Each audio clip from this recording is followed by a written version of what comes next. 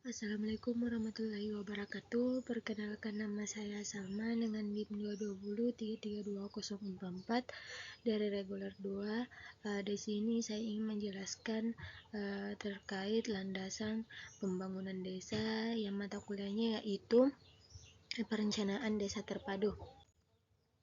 Adapun kerangka hukumnya itu sejak proklamasi kemerdekaan RI tahun 1945 hingga sekarang ini, peraturan perundang-undang yang mengatur tentang bentuk dan suasana pemerintah daerah termasuk desa sebagai berikut, yaitu Undang-Undang Nomor 1 Tahun 1945 tentang pembentukan Komitmen Nasional Daerah. Yang kedua itu Undang-Undang Nomor 22 Tahun 1948 dan Undang-Undang Nomor 44 Tahun 1950, Undang-Undang Nomor 1 1957. Selanjutnya itu Undang-Undang Nomor 18 Tahun 1965 dan Undang-Undang Nomor 5 Tahun 1974 tentang pokok-pokok pemerintahan daerah. Yang ketiga itu Undang-Undang Nomor 5 Tahun 1979 tentang pemerintahan daerah. Pemberdayaan adalah upaya yang dilakukan oleh unsur yang berasal dari luar tantangan terhadap suatu tantangan agar tantangan tersebut mampu berkembang secara mandiri. Adapun kegagalan yang disebabkan yaitu yang pertama, pembangunan yang dilaksanakan tidak memperhatikan kepentingan masyarakat marginal yang sebar di desa. Terjadinya kerusakan lingkungan karena fasilitas yang berlebihan dalam mengejar target pendapatan negara. Yang ketiga, perencanaan pembangunan bersifat top-down planning yang menetapkan warga masyarakat desa sebagai objek bukan pelaku atau subjek. Yang keempat, rencana program pengembangan masyarakat biasanya dibuat di tingkat pusat atas dilaksanakan oleh insidensi provinsi dan kabupaten. Yang kelima adalah masyarakat sering kali diikuti tanpa memberikan pilihan atau kesempatan untuk memberikan masukan.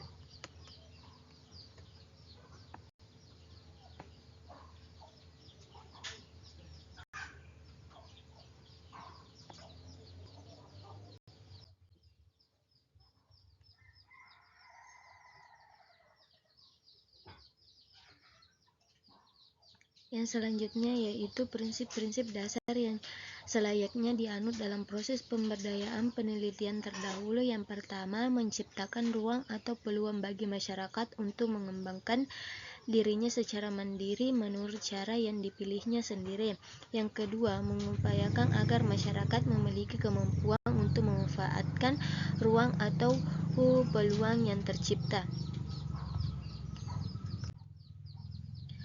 Selanjutnya itu pemberdayaan. Pemberdayaan memiliki makna bahwa penyelenggara pemerintah desa itu ditunjukkan untuk meningkatkan taraf hidup dan kesejahteraan masyarakat melalui penetapan kebijakan, program kegiatan sesuai dengan esensi masalah dan prioritas kebutuhan masyarakat. Dan diantaranya itu desa otonom yang melibatkan memberikan ruang perencanaan, memberikan berbasis program dari dinas, dan desa menyediakan pekerjaan yang cukup dan menyusun rencana strategi pengembangan sumber daya alam dan manusia secara terpadu.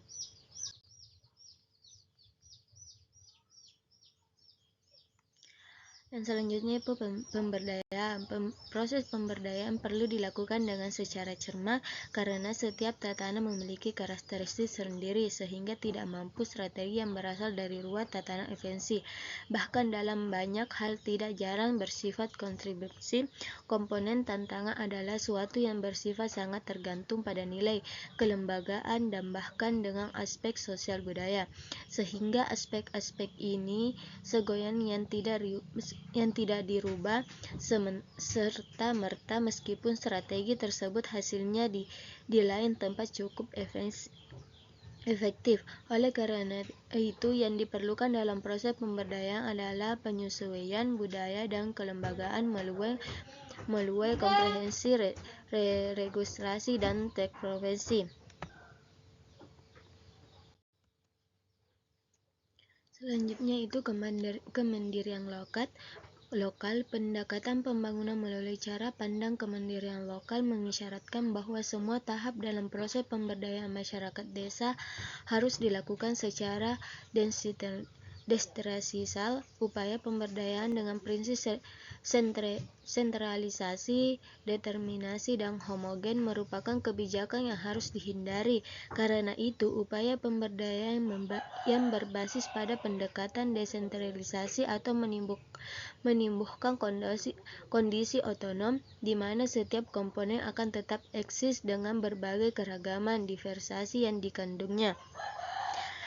Yang terbagi itu sentralistik yang tidak akan mampu menemukan kenali karakteristik spesifik tatanan yang ada dan cenderung atau secara potensial akan mengabaikan karakteristik tatanan.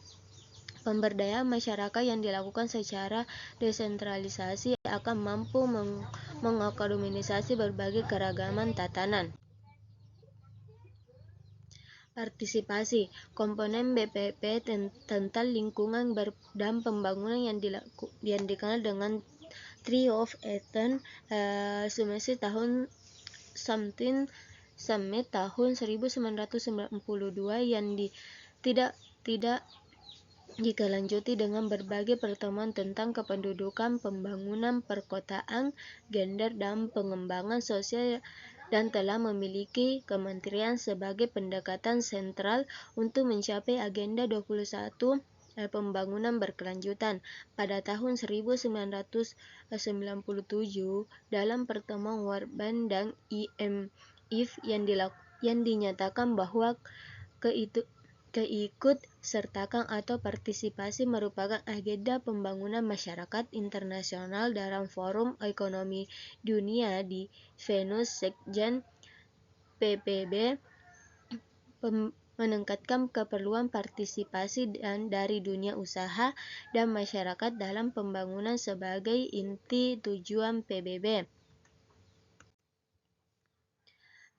Sustainable Development Goals yaitu PBB pembangunan berkelanjutan. Yang pertama itu tanpa kemiskinan, tanpa kelaparan, kesehatan dan kesejahteraan, pendidikan berkualitas, kesejahteraan gender, air bersih dan sanitasi, energi bersih dan terjangkauan, pekerjaan layak dan pertumbuhan ekonomi, inovasi dan infrastruktur, pengangguran, kesetimbangan kota dan pemukiman yang berkelanjutan, komposisi dan produksi yang bertanggung jawab, perubahan iklim, kehidupan bawah air, kehidupan di darat, perdamaian, keadilan dan institusi yang kuat, dan kementerian untuk tujuan. Itulah 17 tujuan dari Sustainable Development Goals. Selanjutnya yaitu otonomi daerah. Otonomi daerah merupakan kewenangan daerah otonom untuk mengatur dan mengurus kepentingan masyarakat setempat menurut praksa sendiri berdasarkan aspirasi masyarakat sesuai dengan peraturan perundang-undangan yang berlaku. Dalam Undang-Undang Nomor 22 1999 implementasi otonomi di tingkat kabupaten atau kota dengan 3 bentuk, yaitu yang pertama otonomi luas, merupakan keluasan yang dimiliki daerah untuk menyelenggarakan pemerintahan mencakup kewenangan semua pemerintah kecuali bidang politik luar negeri, pertahanan, keamanan, peradilan, moneter dan fiskal, agama, dan lain-lainnya yang diatur dengan peraturan pemerintah. Yang kedua, otonomi nyata. Otonomi nyata merupakan keluasan daerah untuk menyelenggarakan kewenangan pemerintah di bidang tertentu yang secara nyata tumbuh dan berkembang di daerahnya. Yang ketiga, otonomi yang bertanggung jawab merupakan bentuk pertanggungjawaban sebagai konsekuensi pemberikan hak dan kewenangan kepada daerah, berupa tugas dan kewajiban yang harus dipikul oleh daerah dalam meningkatkan mutu pelayanan, kesejahteraan masyarakat, pengembangan kehidupan demokrasi, keadilan, kemerataan pemilihan keseringan hubungan pemerintahan daerah dengan daerah dalam rangka menjaga keutuhan negara Kesatuan Republik Indonesia. Adapun prinsip-prinsip otonomi daerah yang pertama yaitu demokrasi, yakni kekuasaan diri oleh dan untuk rakyat. Kedua, prestasi masyarakat, yakni pengestaraan masyarakat dalam perencanaan, pelaksanaan, dan pengawasan, serta pemilikan pembangunan. Yang ketiga, prinsip keadilan dan pemerataan, yakni pendapatan nasional dan hasil pengelolaan sumber daya nasional yang ada di daerah harus disalurkan secara adil, merata, perimbangan antara pusat, daerah, serta antar daerah.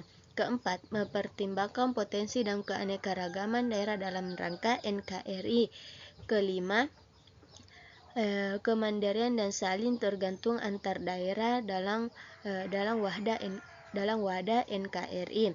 Keenam, yaitu konstitusionalisme berdasarkan Pancasila. Yang ketujuh, kemberdayaan masyarakat otonomi yang bertumpu pada pesertasi masyarakat. Selanjutnya itu otonomi desa. Otonomi desa dalam Undang-Undang Nomor 22 1999 sebagai daerah yang bersifat istimewa dan mandiri memiliki integrasi sendiri. Desa bukan merupakan unsur pelaksana administrasi kabupaten atau kecamatan menurut HAU Wijaya 2023.